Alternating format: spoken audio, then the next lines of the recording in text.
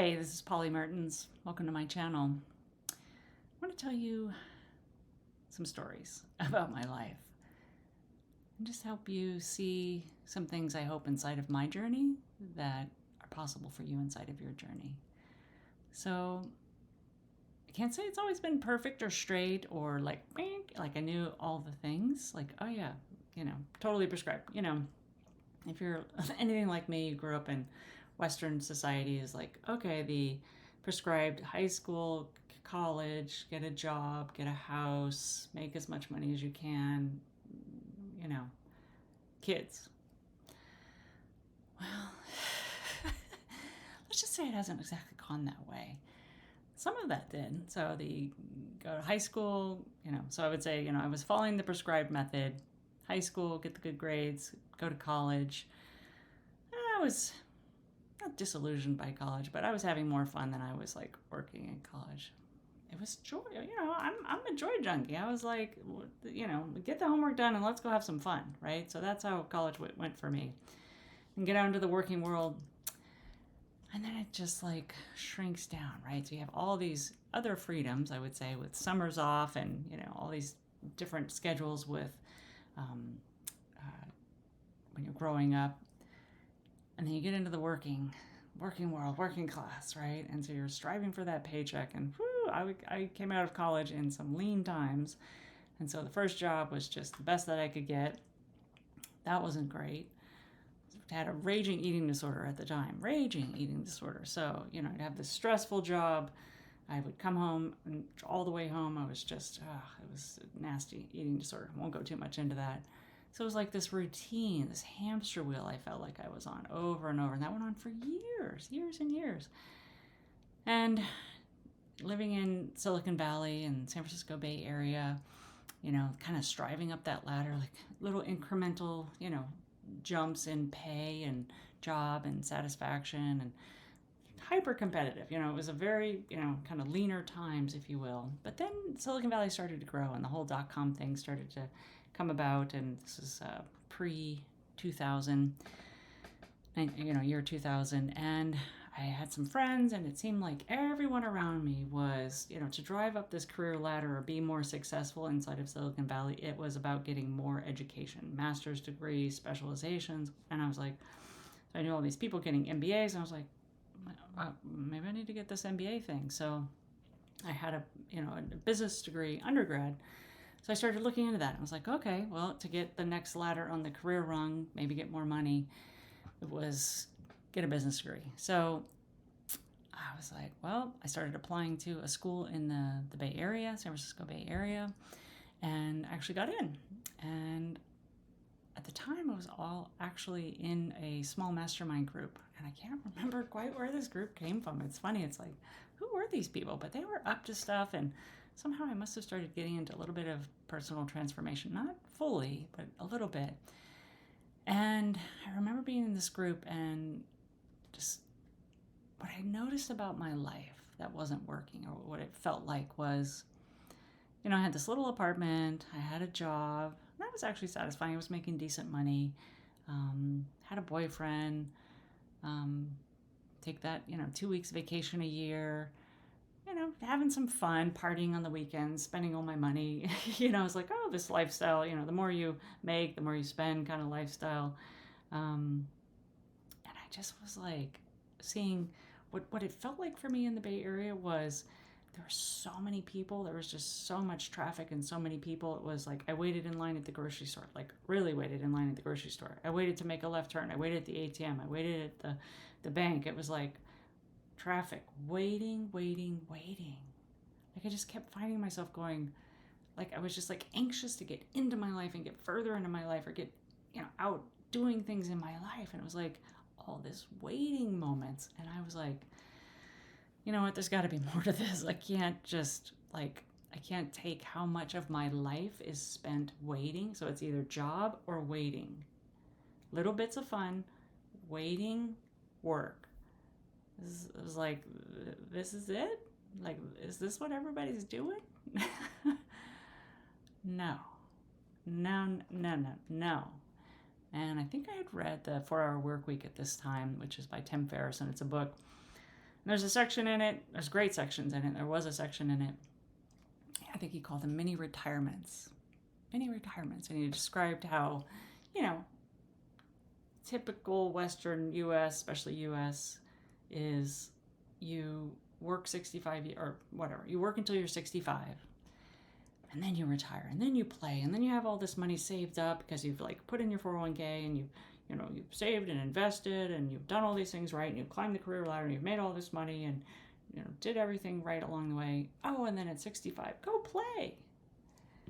And I remember that, and he's like, mini retirements are like, what if you put them into your life when you're more able to, you're more agile, you're more able to enjoy those things. Because another story was my aunt and uncle had taken a trip to Alaska, and they, did this big trip, whatever. They were 65, retired. And I remember talking to my aunt, and she's like, yeah, honey, I don't think your uncle and I, we're going to travel as much. It's just too hard on us. And I was like, whoa. And I was like in my 20s, like that seemed so far away. I was like, wow, if they're 65 and they're not, and they had saved their whole life. They had worked so hard. Like she was a teacher and he worked for the Forest Service. Like it wasn't an easy life, right? Beautiful. They had family and great kids and stuff. But to save all this to have this retirement and then to not even be able to travel because it was just physically too taxing. I was like, okay. I love to travel. It's like my favorite thing, something I love more to do than anything. I gotta redefine it. Something's gotta change, right? So a couple things happen. I'll tell you a couple of stories here. One is I was living in the Bay Area. I found that there was a MBA school that was in another area. Beautiful part of California. Central Coast, gorgeous. I was in my mastermind group and I declared, it's funny, I was in my mastermind group before that, and I said, within 2 years, I am leaving the Bay Area. I was just so tired of the waiting and the ladder. And I was like, there's got to be more than this. There's got to be more to life than this. And Silicon Valley is not doing it for me. Like, great, y'all can have the careers and the big houses and the money and the I was like, no, I'm here to play and enjoy and live life and, like more to this. There's more to this than 2 weeks of vacation a year for this girl. So I declared that in my group. I said, okay, within 2 years, I'm leaving. Well, within 6 months, I had found that there was an MBA program in a small town in California called San Luis Obispo. And it was full time. And I was like, full time, quit job, go there. How am I going to make this work? Small town, not a lot of jobs, not a lot of jobs. I was like, well, what do? How am I going to do this? And I didn't know. I didn't have all the answers.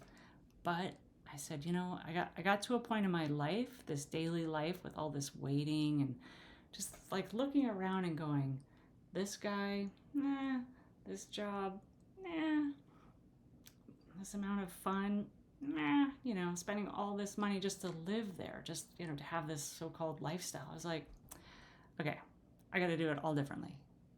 This has got to change. And so I said, I applied to Cal Poly, San Luis Obispo, got accepted, and I was like, okay, going.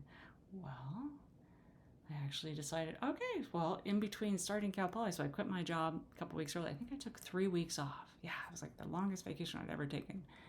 Backpack across Europe, a Eurail pass, like woohoo! And it was amazing. It was fantastic. It was like so much freedom. So, it's just like not having the answer, like no security, like, okay, I'm taking the leap and I don't exactly know. I'm going to this thing called an MBA program. Okay, can do that. Don't know how it's all going to work out. That's fine. You know what? We're going to do it anyway. So 3 weeks in Europe, came back, went to Cal Poly, and then I started building my life from there. I was like, okay, what can I do here? And I built it. I built a real estate career, real estate investing, went on to do other things. Fast forward, I had created another scenario where I was in a job, settling, not outliving that life, right? But I had that little mini retirement, and I said, I was in a marriage that was like, this guy, and this job was good, actually. It was a good job, great 401k, great benefits, great work, didn't take a lot home. I was like, it was amazing, good money. But that 2-week vacation a year was just killing my soul, and going to the same job every day. It was like, this can't be it. This can't be all there is. So I'm in a Tony Robbins group. Fast forward again. And one night a woman was doing some work and she declared something, and then I stood up and I declared. So I had actually divorced my husband prior, or we were in the process of divorce, selling the house. I had bought a motorhome, but I was living in it, but I wasn't traveling in it. I was like, I want to get on the road. I want to be in this damn thing. I want to be out in the world, not in this job and, going on little RV trips. And so I declared, I said, okay, by this date, it was like within 6 months, I will be 30 days at least. I was going to have like a little mini retirement, if you will, that 30-day venture. Well, not to tell you the whole story, but it turned out, quit the job, didn't know what I was going to do, turned into a 90-day trip. It was amazing. This was before van life was a whole thing. I felt like I was so free. I was like doing this thing, like nobody I knew was doing this, right? So I went out, 10 national parks, beautiful travel, amazing experiences, life on the road, total freedom. Actually came back and I did it again the next year, and I did 100 days in Colorado alone. Colorado's amazing. Hello.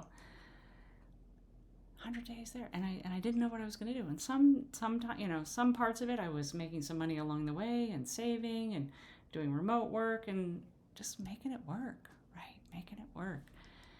And so I say all that because, I want to inspire in you that this is possible for you too. I don't know what that thing is that's stirring inside of you. If it sounds anything like what stirred inside of me was this, like, this can't be all there is. This prescribed life that everybody else is pursuing and success and models of that. I'm like, this can't be all there is.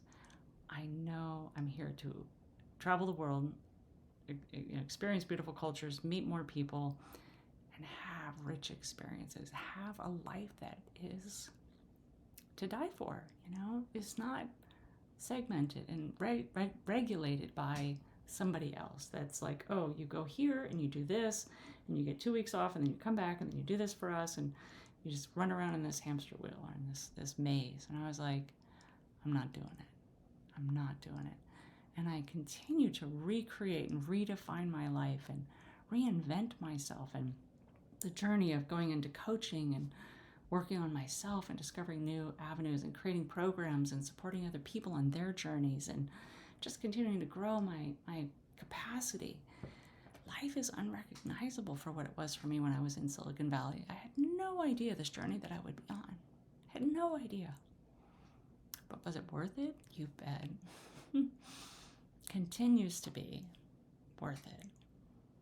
And so I hope there's something in here that you see for yourself, because we all deserve this. We all deserve to come alive in life, right? To come alive and live our best life, not some prescribed thing, not to feel trapped, to feel satisfied, to feel aliveness in our body and our expression in the world, whatever that is for you. I don't know what you have, your gift is to the world. I don't know what your journey is going to look like, but goddamn, get up to it. Get up to it. So the one thing I want to leave you with is, if you've made it this far and you've been listening, do not just listen to this and go back to your life. Do not let this moments that you have been listening to this go without changing something inside of you, shifting something inside of you. Listen to my other videos, join my program, get some coaching, reach out, whatever I can do to support you. Do not go back to sleep. Do not go back into your life, the same life. Make a change. Decide, commit, and resolve that you will have the life that you choose by your design. By your design. That is my wish for you, my friend. And if I can help you on that journey, please reach out. I would be more than happy to support you.